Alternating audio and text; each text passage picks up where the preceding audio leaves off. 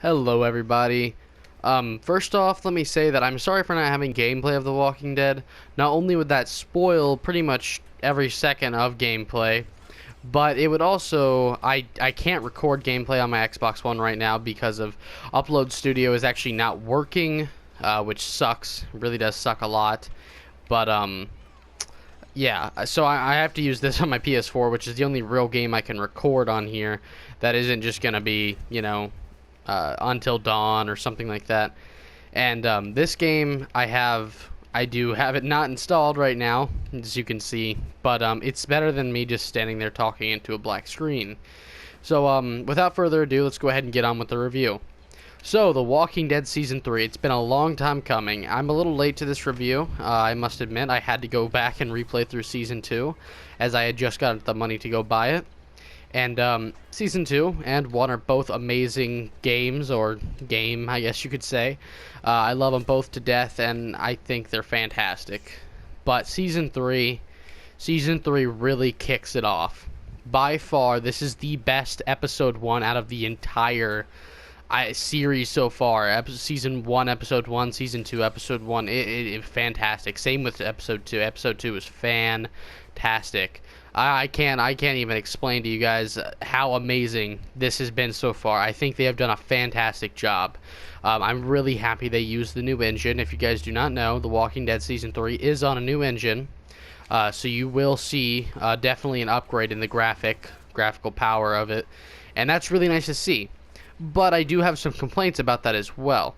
Season 2, at least on the Xbox One, does have plenty of issues when it comes to running on it. I really don't know why. Season 1 doesn't even have any problems at all, I've noticed. But with Season 2, I have had many problems with frame rate and just the game pausing and skipping around. And Season 3 seems to have not that problem exactly. It skips around sometimes, but it lags a lot. It definitely does have some problems when it comes to, just the game running. It lags a good bit. And that does kind of get annoying.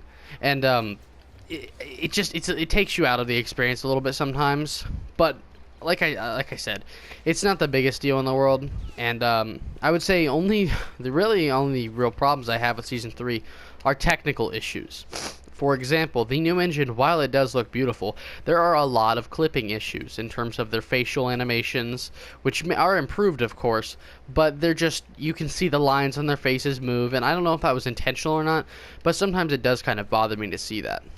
But enough with the bad. It's time to talk about what was amazing about Season 3. Excuse me. So, let's start off by saying they have introduced a whole new cast of characters.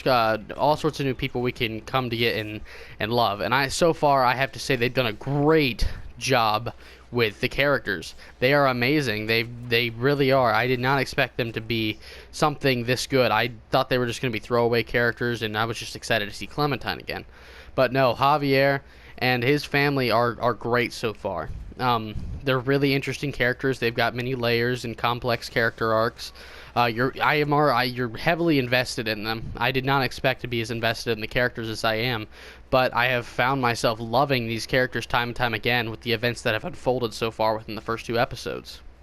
And while I said I do love the new main characters, of course, Clementine is back. I'm sure you have all seen the trailer. She is back, and she is a badass. She's a lot more cold now that she's about 14 now, but still, she's just a badass. I have to say, I love what they've done with her character. She's hardened by loss, of course, with the first 2 seasons, and she's grown older, so she has plenty of experience. You can see how the things you learned in Season 2 and 1 have come to stay with Clementine up until this point. She's doing things that Jane and Lee taught her back in the first and second season, and it's really great to see that. You can see the choices you made and who to listen to and who to follow, and all the choices you made, they still matter, and I'm really happy to see that.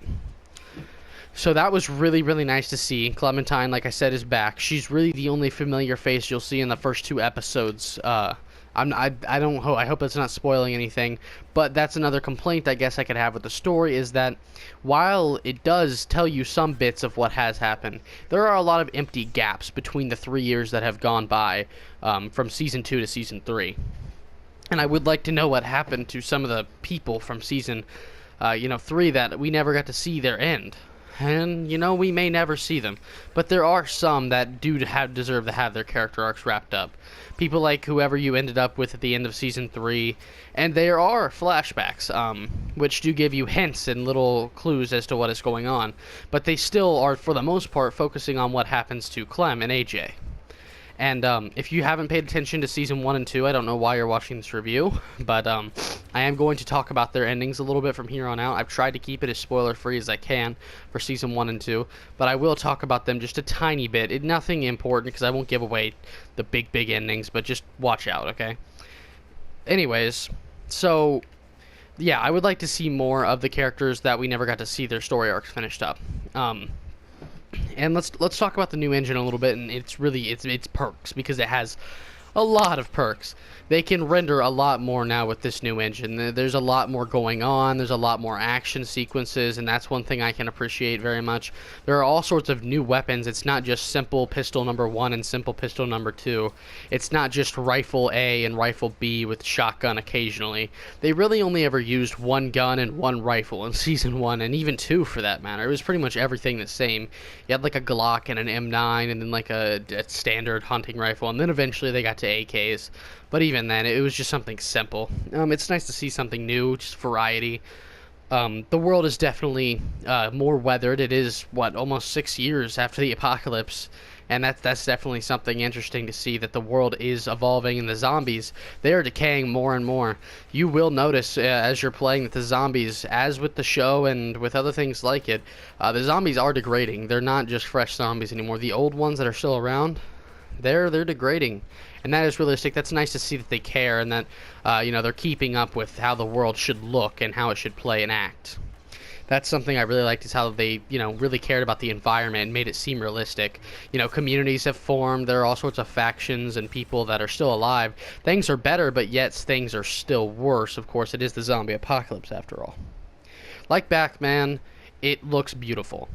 This game does look beautiful, even though it is a cartoonish look. It does look great, and I'm happy to say that, because Telltale normally aren't there for the graphics. They're 50 times better, I have to say. And of course, you can always expect this from Telltale. I mean, they're a story-based game company, but there is some excellent voice acting with all the new characters. Even some of the kids do great. We've had Clementine, and Duck wasn't the best in the world, but we've had Clementine, and she's always been great. She's always been an amazing voice actor. Now, her voice actor isn't a child, of course, but she portrays a child very well, and it's not annoying or tedious. Same with the 2 kids that are featured in this season, Gabe and her name starts with an M. I forget her name already, but yeah, one of Javier's family members. And like I said, the new action sequences are great. They really have improved on the first and second game. Normally it was just, press A, shoot a zombie, press B, shoot a zombie. But they get pretty intense. That's something I really like about this, is they really do, they try to make it more interesting. Normally you play these games because you're invested in the characters, and while that's still there, present, very, very much so, you can be invested in the action too. It is something to look forward to when something big happens. In the previous games, it was just stop and fire at some enemies or guns or people, whatever it may be. And I'm glad to see that they gave it more of a bit of a, not necessarily like an Until Dawn type of deal, but just more action focused. And I really do like that. It keeps you wanting to play. It really makes the gameplay more interesting, and I'm really happy to see that.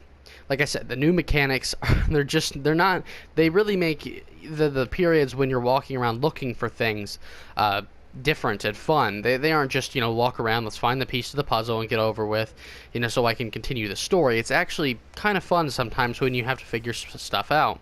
You have different things, like you can actually run now, and when you're in free walk mode or whatever you would call it, and you can do more, like interacting with different objects and such. It's not just viewing and picking things up anymore, which is definitely a refreshing thing to see.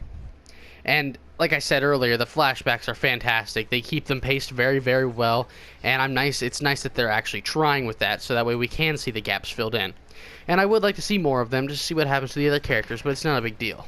And how I'm going to wrap this up now is I'm just going to go ahead and give my review of the first episode. The first episode of The Walking Dead Season 3 is a perfect 10 out of 10. I loved it so much. I can't really, you know, I've gone over everything I loved about it, but I can't really express how much I love the first episode. They did such a damn good job. It was such a great kickoff to the season. I think at the pace it's going, if The Walking Dead Season 3 keeps up like this, we could have the best season of The Walking Dead. And personally, I think that they have improved every single time. One was obviously fantastic, one game of the year, in many places, and now it's still Season 2 was also one of my games of the year for 2014, and I think that Season 3 will beat both of them. I personally think Season 2 was better than 1, and that each game improved upon the other, and I think that Season 3 has the potential to be the best, and I think a lot of people will agree with that. So yeah, like I said, Episode 1 deserves a perfect 10 out of 10. Episode 2, however, is great, but it's not as big and impactful. It's amazing, don't get me wrong. I actually like it more than I like Episode 1, but you know, Episode 1 does get that big old impact, like, oh, you're back in the action. So it does feel a little bit like, all right, we're back and you're used to it. It's not a bad thing by any means. Don't take me as trashing the second episode at all, because I do like it more than the first episode, because it does get you back into it, but it doesn't have that impact like Season 2 Episode 2, where you find Kenny again. There's nothing giant like that. It does end very well, ends on a cliffhanger, and like you'd expect it, it's a really good cliffhanger. Really keeps you invested in the story and the characters and excited to see what happens in Episode 3. So once again, I'm going to give Episode 2 a 10 out of 10 because I love it so much. And I have to say, if you have played the first 2 episodes of The Walking Dead, please go out and play Episode 3. Go buy it right now. The season pass is $20, or you can just buy the first episode, play it, see how you like, because I thought it was fantastic. And I think if you're interested in a story-based game, this is one for you. If you were wary because Telltale hasn't been with The Walking Dead in a long time, do not be wary of this game. It is fantastic. I cannot recommend it enough. So with all that said, guys, I think that's going to be the end of this review. I really hope you all enjoyed, and I highly, highly recommend The Walking Dead Season 3 Episode 1 and 2. Tell me what you guys thought of it in the comments below if you've played it, and as always, I'll see you guys next time.